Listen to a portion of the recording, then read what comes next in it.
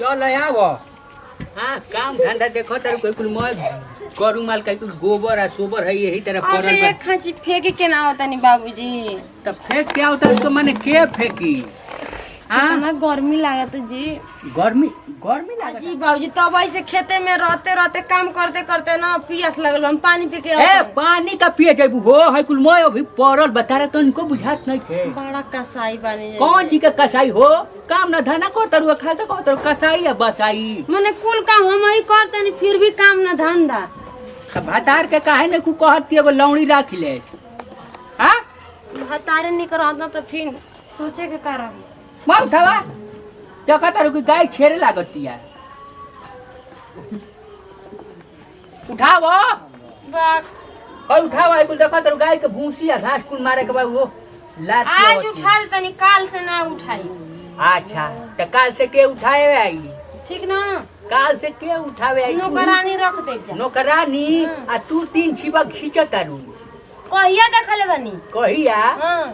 पूरा तारू ताना जा बोरवा का घस का त हमरा नहीं खे बुझात का देखी कमे बोली जा हमारे बारे में और 12 कुंटल घोट गइलू हो 6वें महीना में कहां फेंके गोबर वो तो खेते ले जाके बिगा हमरा मुंह पे सही जगह है नहीं खेलो कहत एकदम नौकर बना के रख देले बानी जो घरे में जी घर में नौकर बनैले बन जा दिमाग खराब कोई के रखले बाड़ू ओकरा के तनको बताउते नहीं खू का हम बताई बच्चा बानी बच्चा नहीं की त काम कर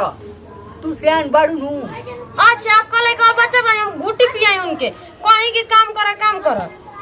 नहीं घूटी ना जब करते नहीं करते नहीं काम कहीं खालसा लुसुर फुसुर बतियावे खातिर तारे अरे हम कुछ ना बतियाई ना जी बेबतियाइले वो दाढ़ी मोच के हो गईल। अब का हम कहीं हां का अनरा के देख के आंखियों फूटे अनरा बिना रहू न जावे हाल कइले बानी खूब डायलॉग मारा तारू डायलॉग मारतनी कि पीछे पीछे ले जातनी काम करावतनी फिर घर लेके आवतनी तब पानियो नहीं की पी। अरे राम हो राम तू सोनी देवल के बुझाता कि साली लगू हम नैहर चली तो जल्दी आइब नहीं ना ओइ हम मत काहे खाती अपन माई के भेज दी हो हमर सेवा टहल करी है जब न तब बस गोबर उठवावतनी घास गड़वावतनी तो गोबर ना उठाइबू त का गु उठाइबू क हक दी हम दू चोट जोन बहरी होगतनी हइले धर ए काहे कदन हो बाड़ा ये हर मेहरारू बिया हो तन कोई सहूर नहीं के सीखत है बताओ है गोबर है जब भी के चो दियल हां आई हो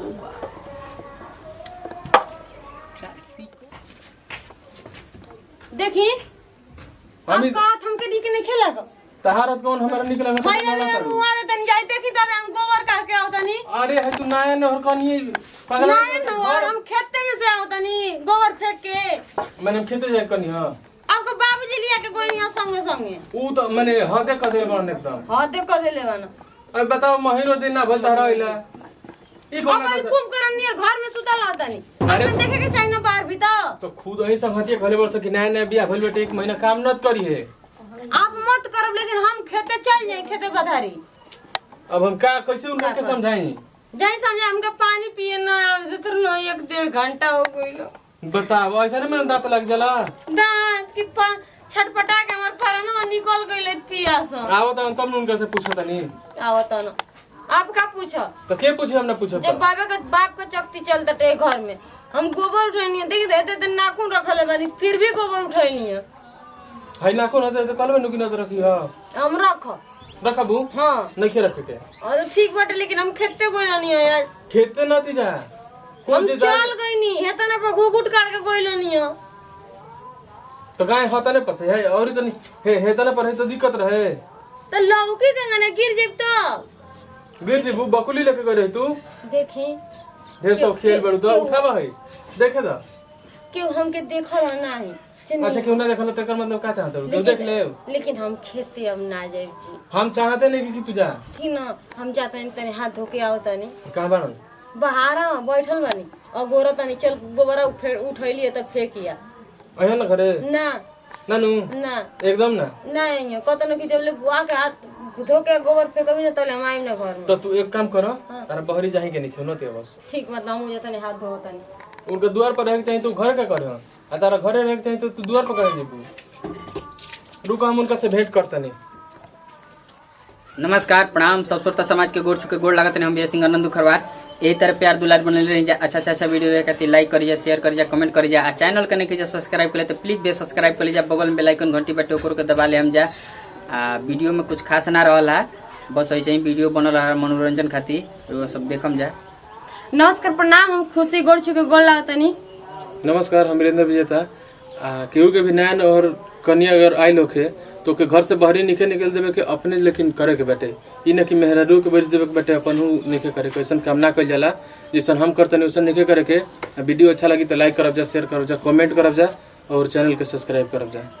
ये वीडियो के साथ दीजिए विदाई। अगला वीडियो में फिर मिल जाए। जय हिंद जय भारत जय